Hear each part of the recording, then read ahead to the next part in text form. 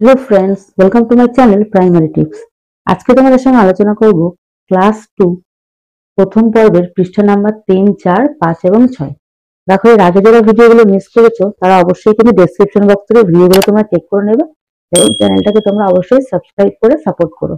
চলো তাহলে শুরু করা যাক। দেখো কি বলছে, এই পার্টটাতে আমরা মূলত যুক্তাক্ষরগুলো শিখব। কি বলছে দেখো, বনের পথে আলুরবা কচিতে পথে আসে, ঘন বনে এগোনো শক্ত, ডালপালায় ধাক্কা দিয়ে ঘোড়া এগিয়ে চলে, শুক্লা তিথির চাঁদের আলোয় ভাসছে চারপাশ। এই যে এখানে হচ্ছে সবগুলো লেখো তোমাদের কয় বয়, কয় তয়, কয় কয় আকার, কয় লয় আকার সব হচ্ছে যুক্তাক্ষর।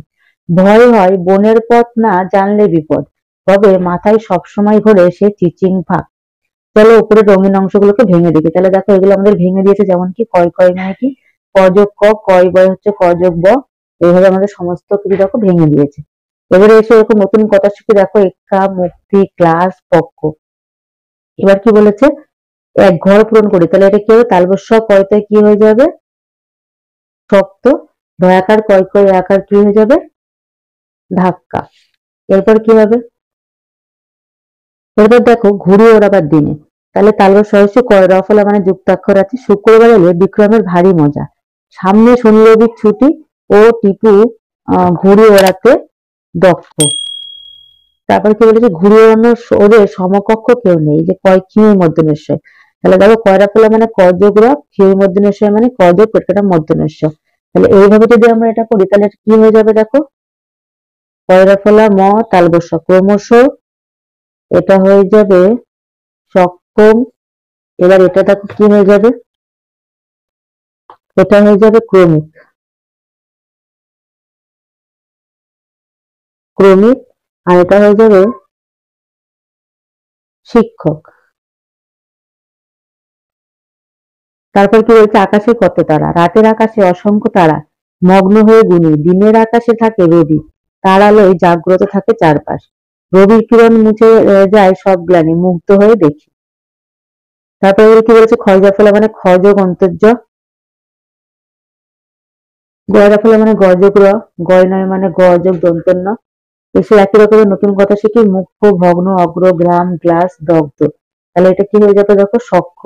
তাহলে ভাঙলে কি হয়ে যাবে, দন্ত স, ক্ষয় ডফলা, রহস্য, গয় দন্ত নয় রুগ্ন।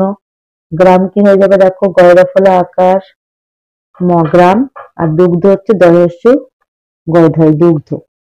লাস্ট দেখো আমরা এই 6 নম্বর পৃষ্ঠাটা করব।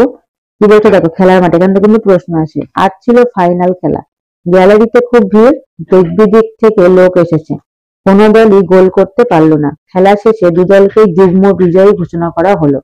একজন আহত হওয়ায় খেলায় বিঘ্ন ঘটেছিল, মাঠে চিকিৎসক থাকায় সে শীঘ্রই সেরে ওঠে। তাহলে উপরে রঙিন অংশগুলোকে ভেঙে দিতে। তাহলে এগুলো দেখো তোমরা সেগুলো দেখবে সব কিন্তু ভেঙে দিয়েছে।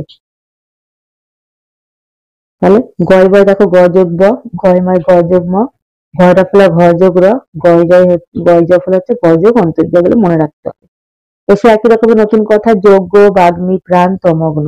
এবার দেখো বাম দিকের সঙ্গে ডান দিক কিন্তু আমাদেরকে মেলাতে বলেছে। তাহলে এটা কি হয়ে যাবে দেখো, দিক বিদিক মানে কি দেখো চারিদিক, গ্যালারি মানে মাঠে বসার জায়গা, যুগ্ম মানে দুজন একসাথে, বিঘ্ন মানে বাধা, শীঘ্র মানে তাড়াতাড়ি। এই ধরনের ভিডিও পেতে হলে অবশ্যই আমার চ্যানেলটাকে সাবস্ক্রাইব করে রাখো। আর ভিডিওটি ভালো লাগলে অবশ্যই ছোট্ট বন্ধুদের সঙ্গে শেয়ার করে দিও। দেখা হচ্ছে পরবর্তী ভিডিওর সঙ্গে। সবাই ভালো থাকো, সুস্থ থাকো, টাটা।